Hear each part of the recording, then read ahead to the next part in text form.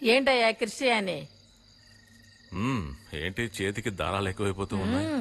దేవుడి దగ్గర మంత్రించి గట్టిగా కట్టింది. ఒక్కొక్క ముడి దేవతలను ఆవాహనం చేసి కట్టినది. దేవతలందరిని అక్కడే ఉంచండి. తొందరగా స్నానం చేశారండి, కార్తీక దీపం వెలిగించే సమయం అయింది. అలాగే.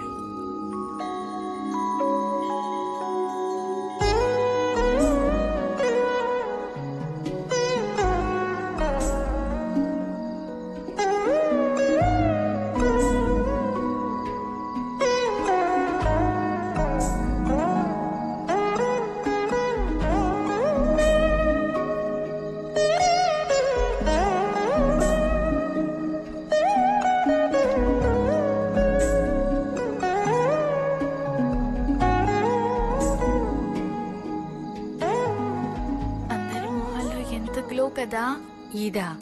ఇదంతా ఏమీ లేదమ్మా. మరి అసూయపడుతున్నావా?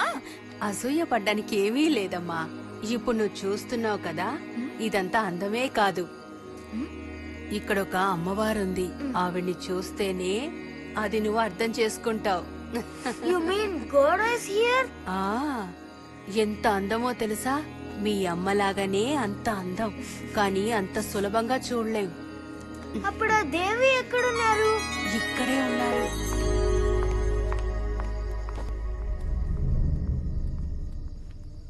ఇక్కడొక చోటుకి వెళ్ళకూడదంటున్నారు కదా, అక్కడే ఆ దేవి నివాసం ఉంది. మరణం వరకు బయటికి రాకుండా ఆ చీకటి గదిలోనే ఉంటుంది.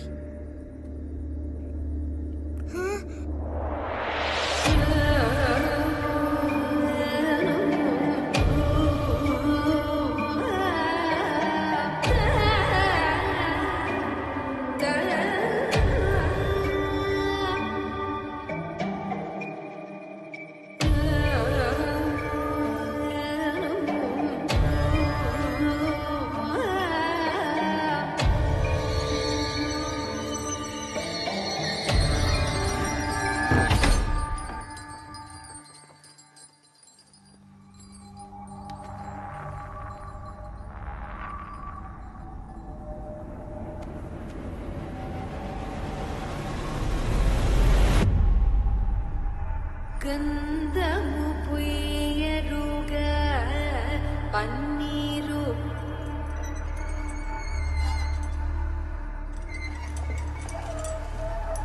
అందమైన యదునందను తనుపై కుందరదనయిర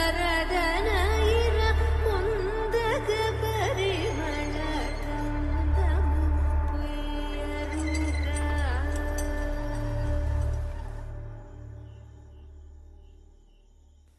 అర్జున, పాల్గొన, పార్థిబ, విజయ, కిరీర్యు. ఇలా చూడు, అమ్మమ్మ పాత ఫోటోలు చాలా అందంగా ఉన్నారు కదా. నాన్న నాన్న ఇలా చూడండి. బాగుంది. నేను తీసిన ఫోటోనే ఇది. సూపర్, చాలా బాగుంది నాన్న. నేను దీన్ని అమ్మకు చూపించరానా? సరే వెళ్ళు.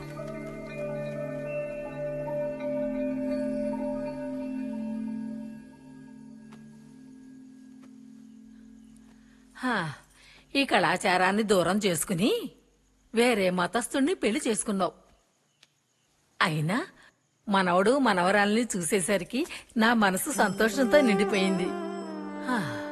కానీ నువ్వు ఇక్కడికి రావటానికి ఎందుకు ఇన్నాళ్ళు పట్టింది? నేను అందరినీ ఎప్పుడు చూస్తూనే ఉన్నానుగా, కలలో. అది నేను ఈ అడవిలో ఉన్న చెట్లు నిన్ను తలుచుకుని బాధపడ్డం వల్లనే. ఇప్పుడు వచ్చాం కదా. వచ్చారు, కానీ నీ ముఖంలో ఇంతకు ముందున్న కళ లేదే. నా కూతురు ఎప్పుడు అలా ఉండదు. అమ్మా ఇలా చూడండి, చిన్న వయసులో మీరు ఎంత అందంగా ఉన్నారో. వస్తున్నాను.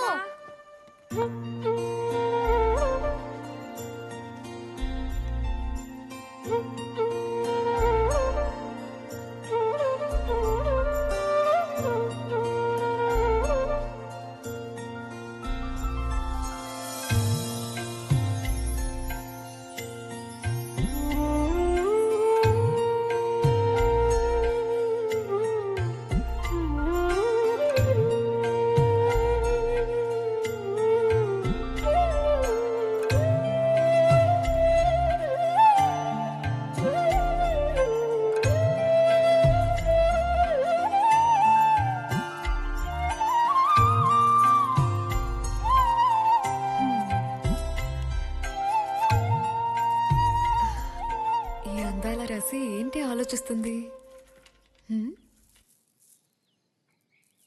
ఎక్కువ ఆలోచిస్తే ఏమవుతుందో తెలుసా? వయసు ఎక్కువైనట్టు కనిపిస్తావు. అలాగా? అయ్యో, అంటే నాతో మాట్లాడగలవు.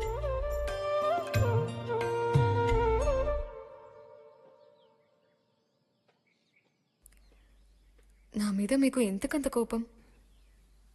దేనికి కోపం? కోపం లేదా? అంటే కోపం లేదు. నా బంగారు తల్లి, మీ అమ్మని చూసి చాలా రోజులు అవుతుంది కదా, వెళ్ళిరా. వెళ్దామా?